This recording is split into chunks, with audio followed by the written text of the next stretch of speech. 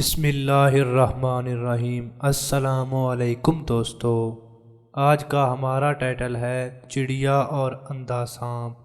ڈاکوؤں کا ایک گروہ ڈاکے کے لیے ایک ایسے مقام پر پہنچا جہاں کھجور کے 3 درخت تھے۔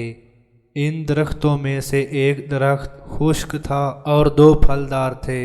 ڈاکو وہاں آرام کے لیے لیٹے تو ڈاکوؤں کے سردار نے دیکھا کہ ایک چڑیا پھلدار درخت سے اڑ کر خشک کھجور پر جا بیٹھتی ہے اور تھوڑی دیر کے بعد وہاں سے اڑ کر پھر پھلدار درخت پر جا بیٹھتی ہے اور وہاں سے اڑ کر پھر اسی خشک درخت پر آ بیٹھتی ہے۔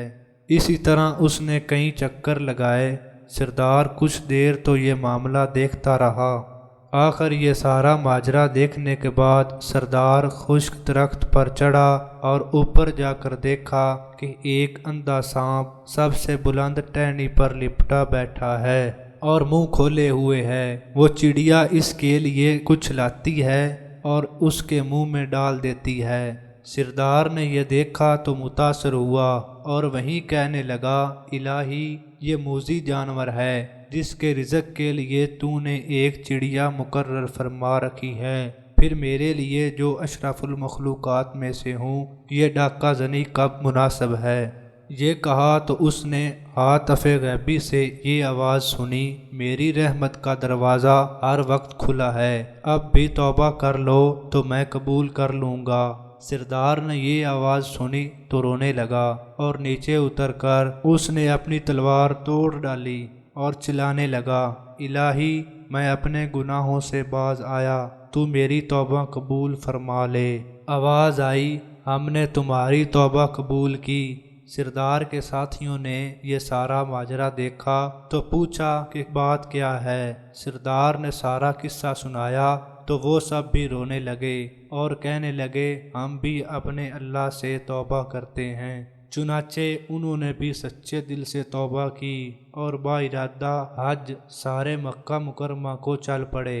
3 دن کی مسافت کے بعد ایک گاؤں میں پہنچے تو وہاں ایک نابینا بڑھیا دیکھی جو اس سردار کا نام لے کر پوچھنے لگی کہ اس جماعت میں وہ بھی ہے۔ سردار آگے بڑھا اور کہنے لگا، ہاں اے ضعیفہ، وہ میں ہی ہوں، کہو کیا بات ہے۔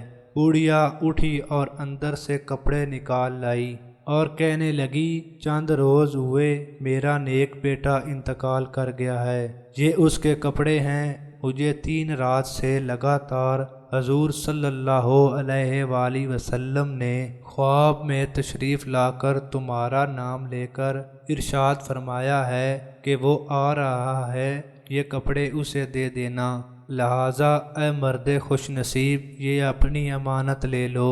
سردار یہ سن کر وجد میں آ گیا اور وہ کپڑے پہن کر مکہ معظمہ حاضر ہوا اور پھر اللہ کے مقبول بندوں میں شمار ہونے لگا۔ سبق: انسان چاہے کتنا گناہ گار کیوں نہ ہو، مگر جب وہ سچے دل سے توبہ کر لے تو خدا تعالیٰ اس کے پچھلے گناہ معاف فرما دیتا ہے اور اپنے مقبولوں میں شامل کر لیتا ہے۔ اور یہ بھی معلوم ہوا کہ ہمارے حضور صلی اللہ علیہ وآلہ وسلم اپنی امت کے ہر عمل سے آج بھی باخبر ہیں، اور ان کا کوئی گنہگار امتی سچے دل سے توبہ کر لے تو آپ صلی اللہ علیہ وآلہ وسلم خوش ہوتے ہیں۔ دوستو، مزید ویڈیوز کے لیے میرے چینل کو سبسکرائب کریں۔ شکریہ۔